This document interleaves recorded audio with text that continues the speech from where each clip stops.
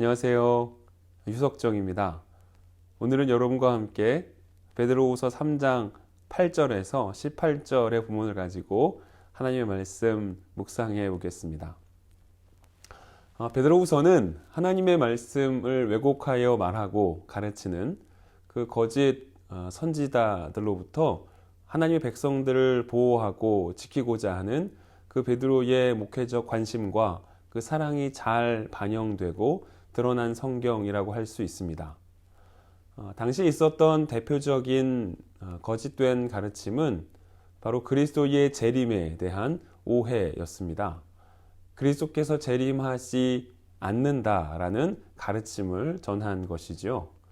그리스도의 재림을 부인하는 그 거짓 교사들은 그래서 이 세상을 나를 위해 살아야 한다고 가르쳤습니다. 내가 하고 싶은 것, 내가 바라고 내가 원하는 것들만을 하며 살기에도 이 세상이 짧다는 것이지요. 이들에게 내세는 없었습니다. 오로지 이 땅에서의 인생을 전부로 여겼기에 이 땅의 것만을 추구하며 그렇게 살았습니다. 안타까운 것은 이 그리스도의 재림에 대한 이와 같은 그 거짓 교사의 가르침이 당시 이 교회 안으로 들어왔고 일부 성도들이 그 가르침에 넘어갔다는 것입니다. 하나님의 말씀이 가르치는 그 영원한 내세가 아닌 현세 중심적인 삶의 방식을 취했다는 것입니다. 신앙의 왜곡과 흔들림을 겪고 있는 그 성도들을 보며 베드로는 진리의 가르침을 강력하게 설파합니다. 주의 재림이 더딘 것이 아니라 오히려 주님이 더 많은 백성의 구원을 위해 오래 참고 계시다는 것이죠. 지금 당장이라도 이 땅에 주님은 재림하실 수 있지만 다만 한 명이라도 더 구원의 그 은혜를 입어 주의 나라 안으로 들이시기 위해서 그 심판의 칼날을 그 칼집에서 꺼내지 않고 계시다는 겁니다. 사랑하는 평화 가족 여러분, 그리스도께서는 반드시 재림하십니다. 언제이지요? 어떤 일이 그 재림 때에 일어날 것이지요? 성경은 그리스도의 재림의 그 시기와 현상에 주목하지 않습니다. 주의 재림에 관한 그 성경의 관심사는 때가 되면 그리스도께서 반드시 이 땅에 오신다라는 그 재림의 확실성에 강조를 둡니다. 그래서 14절 이하에서는 그 그리스도의 재림을 대망하며 기다리는 그 주의 백성들이 이 땅에서 어떻게 살아야 하는가? 바로 이 질문에 대한 답을 우리에게 알려주는데요. 세 가지로 한번 정리해 봤습니다. 첫째는 우리는 하나님 앞에 거룩한 행실과 경건함을 유지하며 살아야 합니다. 하나님의 말씀이 그렇게 가르치기 때문에 우리는 거룩과 경건으로 살아야 하는 것이 옳습니다. 하지만 여러분, 그것보다 더 중요한 것은 언젠가 재림하실 그리스도와의 만남이 여러분 너무나 기다려지기 때문에 우리는 그분 앞에 더 흠없는 자로 서고 싶은 바람이 우리 안에 있기 때문입니다. 만일 여러분의 가정에 귀한 손님이 온다고 생각해 보십시오. 어떻게 준비하게 되지요? 집안 청소도 하고 또 그분이 보셨을 때에 가장 아름답게 혹은 멋있게 혹은 깔끔하게 보일 수 있는 외모를 잘 준비할 것입니다.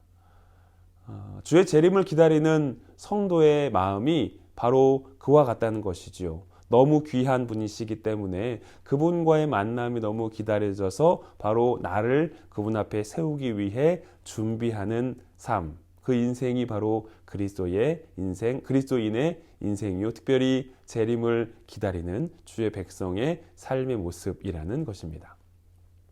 둘째는 이 하나님의 말씀에 대한 바른 이해를 갖기 위해 각자 애써야 합니다. 말세가 가까워 올수록 하나님의 말씀에 대한 왜곡과 거짓 가르침이 기승을 부립니다. 참된 믿음 안에 있는 자들을 미혹하려는 그 악한 세력의 술수라고 할 수 있지요. 이들의 특징은 성경을 억지로 풀어 해석하려고 합니다. 이들이 진리에 대해 무지했다는 것이 아닙니다. 진리를 거부했다는 것입니다. 성경의 진리를 그대로 믿지 않으려고 거부했기 때문에 그 진리를 내 마음대로, 내 원하는 대로, 내가 말하고 싶은 대로 그렇게 사사로이 해석하여 풀었다는 것이지요. 우리는 이런 거짓 가르침의 미혹에 현혹되지 않기 위해 성경을 바르게 알고자 하는 훈련과 양육과 교육을 받는 것이 필요합니다. 가능하면 본 교회에서 받는 것이 더 좋겠지요. 셋째는 그리스도를 아는 지식에서 자라가야 합니다. 그리스도를 아는 지식이 더 많아지는 것을 넘어 그분과 인격적으로 더 깊은 교제를 해야 한다는 겁니다. 특별히 이 자라간다라는 이 동사의 문법적 형태가 현재형이고 명령형입니다. 현재형은 계속적으로 그 동작을 해야 한다라는 의미이고요. 명령형은 반드시 무슨 일이 있어도 설령 내가 원치 않는다고 하여도 명령형이기 때문에 반드시 그 동작을 해야 한다는 것입니다. 우리의 인생에서 그리스도를 더 알아가고 그리스도와 더 깊은 인격적 교제를 나누는 일이 여러분 날마다 있어야 하고 반드시 우리의 일상 속에 있어야 하는 것이지요. 그것이 바로 재림을 기다리는 주의 백성의 삶의 모습입니다. 사랑하는 평화가족 여러분, 그리스도의 재림을 대망하면서 매일 아침마다 새로운 하루를 시작하게 하신 우리 주님께 감사하는 삶이 바로 그리스도인의 삶입니다. 많은 것을 감사할 수 있을 것입니다. 하지만 무엇보다 우리에게 있어야 할 감사는 바로 우리의 구원받음에 대한 감사일 것이고, 이 불완전한 이 세상을 심판하시고 우리를 완전한 그 하나님의 나라 안으로 들이시기 위해 그리스도께서 반드시 재림하신다는 그 사실에 우리는 감사해야 할 것입니다. 그러기 위해 우리는 여러분 경건하게 살아야 합니다. 하나님의 말씀에 대한 바른 이해를 가져야 합니다. 그리스도를 더 알아가고 그분과 더 깊은 인격적 교제를 나누는 일에서 우리는 자라가야 합니다. 오늘이 2020년 마지막 토토큐입니다. 물론 내년에도 토토큐는 계속 되는데요. 올해도 여러분 각자의 자리에서 그리스도를 알아가는 일에 애쓰셨다는 사실을 잘 압니다. 올해처럼 내년에도 어쩌면 여전히 코로나19라는 우리의 경건에 악영향을 끼치는 상황과 환경은 유지될 수 있지만, 그럼에도 불구하고 우리가 그리스도를 더 알아갈 수 있는 기회들이 있을 때에 그 기회들을 잘 살리면 좋겠다 싶은 생각이 듭니다. 여러분 2021년 한 해는 올해보다 더 그리스도와 깊은 교제를 나누고 그리스도를 더 알아가는 그 기쁨과 그 행복을 누리는 저와 여러분이 되시기를 응원합니다. 그리고 축복합니다. 기도하겠습니다. 사랑하는 주님, 혹자는 그리스도께서 재림하지 않을 것이라 말하고 그렇게 가르칩니다. 또 다른 혹자는 우리가 어떻게 하냐에 따라서 그리스도의 재림의 시기가 정해질 것이라고 가르칩니다.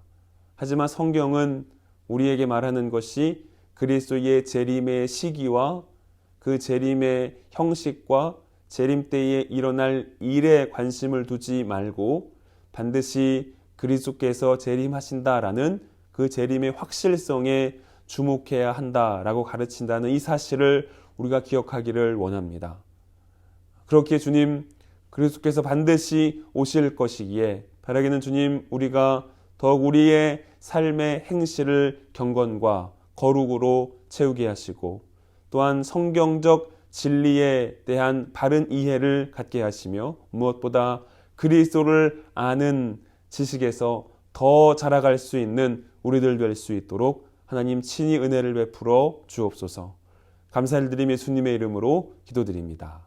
아멘.